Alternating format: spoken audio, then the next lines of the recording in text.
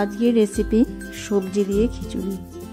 এই খিচুড়িটা কিভাবে তৈরি করছি আর কি ডাল দিয়ে তৈরি করছি সেটা তোমরা পুরো ভিডিওটা দেখতে থাকো। প্রথমে আমি চাল আর ডালটাকে সেদ্ধ করতে দেবো। চাল আর ডালটাকে ভালো করে সেদ্ধ করে নিয়েছি, আর সাথে ছিল আমার অড়হর ডাল আর মুগের ডাল আর চাল দিয়ে প্রথমে এটাকে সেদ্ধ করে নিয়েছি, হালকা জাস্ট সেদ্ধ, এখনও পুরোপুরি হয়নি। আর অড়হর ডালটা আমি ওই চালের মধ্যে ঢেলে দিলাম খিচুড়ির মধ্যে।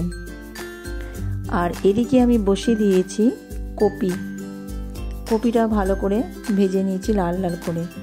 আর খিচুড়ির মধ্যে দিয়ে দেবো হলুদ, নুন, দুটো কাঁচা লঙ্কা আর মিষ্টি। এরপর এটাকে ভালো করে আমি একটু নাড়িয়ে নেব। খিচুড়িটা আমার হাফ হয়েছে, পুরোপুরি এখনও হয়নি। আর এদিকে আমি সবজিগুলোও ভেজে নিচ্ছি। ফুলকপিটা ভেজে তুলে নিয়েছি, সবজিটাও ভালো করে হালকা করে আমি ভেজে নেব। সবজি ভেজে এর মধ্যে কড়াইয়ের মধ্যে দিয়ে দিয়েছিলাম একটা তেজপাতা, একটা শুকনো লঙ্কা আর কিছু জিরেটাকে ভালো করে আমি ভাজা করে নিচ্ছি। এরপর যে সবজিগুলো ভেজে রেখেছিলাম সমস্ত সবজি আমি রেখে দিলাম। বিনস, ফুলকপি, যে যার যেমন খুশি সবজি দিতে পারো।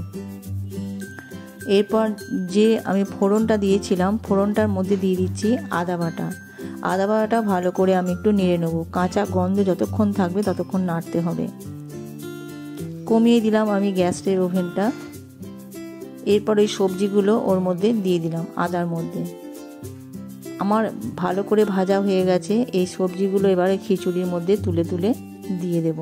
তবে কপিটা এখনও আমি দিইনি, কপিটা আমি একটু আগে দেবো। খিচুড়ির মধ্যে আমি সব সবজিগুলো দিয়ে এবার খিচুড়িটা ভালো করে আমি নাড়িয়ে নিচ্ছি। এটা খেতে খুব সুন্দর হয়। খিচুড়ি আমার তৈরি, কপিও দিয়ে দিয়েছি। খিচুড়ি পুরো আমি বেড়ে রেডি করে সবাইকে খেতেও দিয়ে দিলাম। সাথে ছিল বেগুন ভাজা, সোয়াবিনের তরকারি আর বড়া ভাজা, আর সামনে ছিল গাওয়া ঘি।